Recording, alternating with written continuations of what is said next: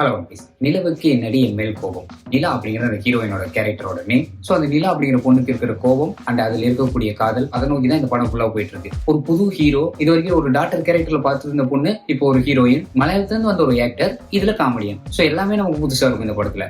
Even ஒரு usual normal love story தாங்க. ரொம்ப எக்ஸ்பெக்ட் பண்ணாதீங்கன்னு சொல்லி தான் கதையவே ஸ்டார்ட் பண்றாங்க. படத்தோட ஃபர்ஸ்ட் பாசிட்டிவா என்ன சொல்லலாம் அப்படின்னு பார்த்தோம்னா சாங்.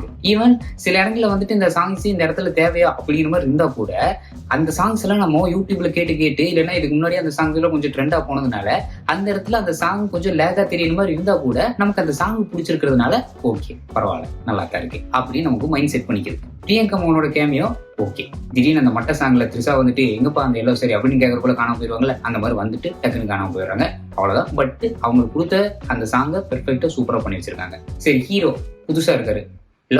லவ் ஸ்டோரி ஃபுல்லாவே லவ்வா தான் இருக்கு. அப்ப நல்லா இருக்குதா? லவ் ஸ்டோரியா சூப்பரா உனக்கு ஒரு ஃபீல் கொடுக்குதா அப்படின்னு கேட்டீங்கன்னா அதுலதான் ஒரு மைனஸ். இந்த கதையை நம்ம ஸ்பாயில் பண்ண வேணாம். பட் ஒரு லவ்வா இவங்க ஒரு ஃபீல் பண்ணி சொல்றாங்க. அந்த லவ்ல வந்துட்டு ஒரு ப்ராப்ளம் ஆகுது, அதுக்காக ஒரு தியாகம், அதுக்காக ஒரு கோபம் அப்படிங்கிற மாதிரி எல்லாம் போயிட்டு இருக்குது. அந்த லவ்வுக்காக சப்போர்ட் பண்றதுக்கு சில ஃப்ரெண்ட்ஸ் வராங்க. பட் இது எல்லாமே வந்து நம்ம ஒரு ஹீரோ ஒரு ஹீரோயின் அப்படிங்கிற ரேஞ்சில் இது வரைக்கும் எல்லா படத்துலயும் பார்த்திருப்போம். பட் இங்க அந்த லவ் நமக்கு பாக்குறப்போ ஒரு சின்ன பசங்களோட லவ் ஸ்டோரி மாதிரி தான் இருக்குது. பெருசா வந்து அந்த லவ் ஃபீல் நமக்கு வந்து கனெக்ட் ஆக முடியல. ஏன்னா அவங்களும் அந்த டாக்டர் கேரக்டர்லயே பார்த்துட்டோம். இவரும் வந்து புதுசா வந்து ஒரு ஹீரோ. பட் இவர் பார்க்க கொஞ்சம் தனுஷ் மாதிரியே இருக்கிறாரு. ஈவன் பாடி லாங்குவேஜும் வந்து சில சீன்ஸ் எல்லாம் பார்த்தோம்னா அப்படியே தனுஷ் மாதிரி தான் பண்றாரு. அவர் பேசுற விஷயமாகட்டும் தனுஷ் ஒரு ஃபீல் தான் வருது அவர் பண்ற பாடி லாங்குவேஜ் எல்லாமே. ஈவன் அவரே வந்து ஏதோ இன்டர்வியூலயோ ஏதோ சம்திங் மாதிரி கூகுள்ல கேட்ட கேள்விகளை பதில் சொல்லிட்டு இருப்பார்ல, அதுல வந்து சொல்லியிருப்பாப்ல தனுஷ் சார் நடிச்சு காமிப்பாரு, அதை பார்த்து அப்படியே நான் அந்த ரெப்ளிகா மாதிரி அதை அப்படியே பண்ணுவாங்க அப்படின்பாரு.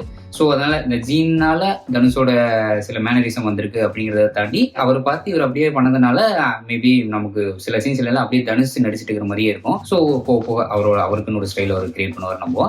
பட் எந்த ஒரு சீனுமே வந்து ஹீரோ வந்து கிரிஞ்சா இருக்குதுப்பா 2K லவ் ஸ்டோரியில சில நேரம் கிரிஞ்சா ஏதோ பண்ணி வச்சிருவாங்க. அந்த மாதிரில ஏதோ ஒன்று ஃபீல் இருக்கா அப்படின்னு கேட்டா அவ்வளோ இல்லை. ப்ராப்பரா ஒரு குட் ஸ்டார்ட்னு சொல்லலாம் இவருக்கு. இது வந்து ஒரு நல்ல ஒரு ஸ்டார்ட். இதுக்கப்புறம் ஒரு டெவலப் ஆயிருக்கு ஒரு ஹீரோவா. அண்ட் ஹீரோயினா இவங்களோட ரோல் வந்து இது வரைக்கும் நம்ம நான் ஆல்ரெடி சொன்ன மாதிரி ஒரு சைல்டு இல்லைன்னா ஜூனியர் ஆர்டிஸ்ட் அந்த மாதிரி ரோலையே பார்த்துட்டு இருந்தோமா.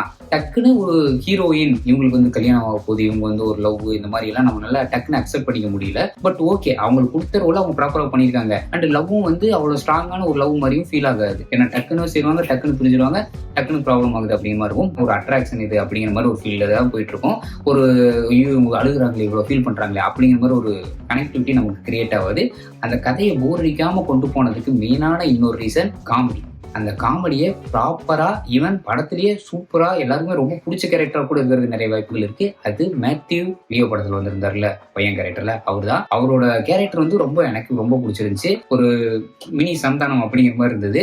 பட் காமெடி எல்லாமே வந்துட்டு ஒன்றும் பெரிய சூப்பர் காமெடி வாவ் அப்படிங்கிற மாதிரி இல்லை. பட் இருந்தாலும் அந்த அவரோட ஒரு மேனரிசம்ல அவரோட அந்த ரியாக்ஷன்ஸ் அவரோட ஸ்டைல்ல ஒரு கொடுக்குற அந்த கவுண்டர்ஸ் எல்லாமே வந்து நல்லா இருக்குது. ஈவன் நார்மல் காமெடி கூட அவரு சொல்றப்போ நல்லா இருக்குது, நல்ல காமெடியா சிரிப்பா இருக்குது. ஸோ மேத்யூவோட கேரக்டர் சூப்பர். இந்த காமெடியின் கேரக்டர் எனக்கு இந்த படத்தில் ரொம்ப பிடிச்ச ஒரு கேரக்டர். மற்ற கேரக்டரோடவும் எனக்கு அது ரொம்ப பிடிச்சிருந்துச்சு. அண்ட் இன்னொரு பக்கம் இந்த இன்னொரு கேரக்டர் வரும், அந்த செகண்ட் ஹாஃப்ல ஒரு கேரக்டர் வரும். அந்த கேரக்டர் வந்து ஒரு பாசிட்டிவான ஒரு ஆள் அப்படிங்கிற மாதிரி கொண்டு போவாங்க. அந்த கேரக்டர்னால தான் ஒரு பெரிய ஒரு ட்விஸ்டும் ஒரு படத்துல ஒன்று நடக்கும். திடீர்னு டக்குன்னு வந்து ஒரு டான்ஸ் போட்டு போயிடுவாங்க. அது வந்து அஞ்சலி அப்படிங்கிற ஒரு கேரக்டர் வரும். அந்த கேரக்டரும் நல்லா பண்ணியிருந்தாங்க. பட் ஒரு சூப்பர் லவ் ஸ்டோரி இது வாவ் அப்படிங்கிற மாதிரி இல்லை. ஓகே, ஒரு நார்மல் அட்ராக்ஷன். அதுல வந்து இவங்க எல்லாம் அப்படி ஒரு லவ் ஒரு டக்குனு ஒரு லவ் பண்றாங்க, டக்குனு பிரிஞ்சு போறாங்க அப்படிங்கிற மாதிரி அந்த ஒரு ஃபீல் தான் கொடுத்தது. இது வந்து தனுஷ் வந்து டக்குனு ஒரு ஸ்டோரி எடுக்கணும், ஒரு லவ் ஸ்டோரி ரெடி பண்ணுவோமே அப்படிங்கிற மாதிரி எடுத்து அந்த லவ் ஸ்டோரியில ஒரு புதுமுகத்தில அறிமுகப்படுத்தலாமே அப்படிங்கறதுக்காக எடுத்த ஒரு படமா இருந்தது. ஓகே, ஒரு போர் அடிக்காம ஒரு லவ் ஸ்டோரியா ஈவன் ஃப்ரெண்ட்ஸ் கூட எல்லாம் போய் பாத்தீங்கன்னா நல்லா இருக்கும். ஒரு டிஃப்ரெண்ட்னு சொல்லலாமா? ஓகே, ஒரு டிஃப்ரெண்டான usual love story. First half தான் கொஞ்சம் ஸ்லோவா போன மாதிரி இருந்துச்சு. செகண்ட் ஹாஃப் கொஞ்சம் நல்லா ஓகேவா போயிட்டு இருந்துச்சு. போர் அடிக்காது, நல்ல ஒரு கதை.